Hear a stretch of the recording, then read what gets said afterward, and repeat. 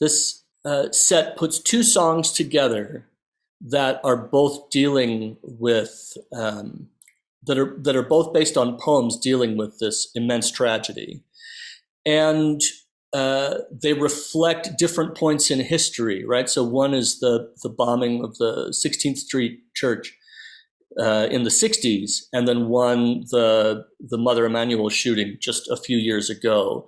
And even though they're 50 years apart, they are framing this element of terror and oppression in U.S. history. But you treat them, I think, musically quite differently, and I was wondering if that's a reflection of the different eras, or just a way of sort of setting them apart. Like the first one feels, in some ways, almost very operatic, while the second one feels much more reflective. Right. No, yeah. So the first one, you're right, it's more of a narrative, right? And the second one is more, yeah, I guess, poetic. But that, to be honest with you, is a reflection of the actual poetry. Um, Absolutely. I use two different poets, Bentley Randall and Marcus Amaker. Marcus wrote the poem just for this piece. But you talk about the timelessness of it. Uh, the motivation behind the piece was the idea that while there has been some improvement in race relations, this is this has been going on for a while. It's still going on for a while. We have a series of shootings of unarmed black men, or killings of unarmed Children. black men, on children too. And people are saying, well, this is, you know happening a lot now. Well, no, it's happened. Uh, it's All been throughout. happening. We have a camera now. Hmm. Uh, so the idea of two black churches is that, basically you have two churches, a place of refuge, uh, where fatalities happen at the hands of white supremacists, about 50 to 60 years apart. Um, Hmm. and so I wanted to kind of to kind of demonstrate that in this pieces. Uh, yeah. Yeah, Marcus's poem ends with that line, and we are still trying Mhm. not to taste the salt of these surrounding blues. And he italicizes the still. It's like, Right. it's the Right. heartbreaking part. Right, and it's so true. And so about the first movement, let's talk a little about the piece. The first movement, again, is a narrative account. You have, you know, um, this child uh, saying to her mother, "My mom, can I just go downtown to march for freedom? To protest?" And the mom Right. says, "Hey, go. It's too dangerous. It's just too Yeah. dangerous." Says, "But you go to church and sing." So she goes to church, and that's when the bombing happens, right? And the second movement, so beautiful.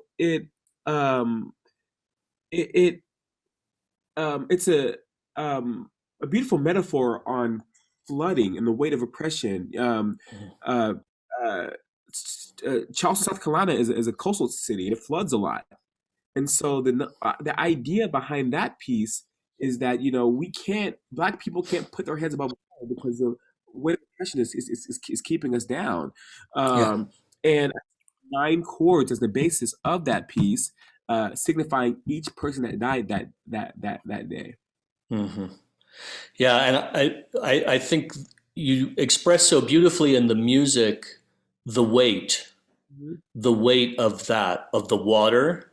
Um, and I think in listening to the piece, one after the other, it's carrying the weight of those 50 years, in the intervening 50 years between these two events, and that presence that's just pulling on you the whole time. And but even in spite of that, there is a kind of a resilience in it. So I wanted to ask you if you wrote this piece specifically for the performer Will Liverman, and because what he is able to do with his voice throughout is so expansive. He's um, I mean, a lot of pieces I think strive to unify lots of different styles, but this piece really does it. It does it so fluidly, but it's incorporating an incredible array of different singing styles and techniques, and he just swims through it unbelievably. So that's the good and the bad news. Okay, so he's one of my principal collaborators. I've written for him tons, so I know his voice Yeah. like the back of my hand. And so I wrote this piece for Will. He actually commissioned the piece, so, but I Hmm. wrote it for his. I know the high notes he can hit, the best. I know Yeah. the And he floats them up there too. I know the falsetto that can just rival anybody. Hmm. I wrote it for Will, and I know he can. He has so much color in his voice, so much nuance. So Yeah. yeah, so that's the good. That's the good news. I wrote it for Will, and And I know where this is going too, because who else are the you ever going to get who can do it? yeah the bad news is, uh, uh, other people are going to perform it, and but I just heard another performance of this piece, uh, Hmm. Portland Opera. Uh, Fantastic baritone, and his interpretation. It wasn't Will's, but it was so beautiful. Oh, great. Yeah, and so we had to adjust some things for his voice because Okay. different type of voice, Yeah. but the interpretation was quite lovely. But yeah, so yeah, it's a give and take. Yeah. Yeah. Well, it's an incredible work, and I'm so glad we get to share it. So thank you for doing this, and thank you for sharing it with us. Honored. Thank you so much.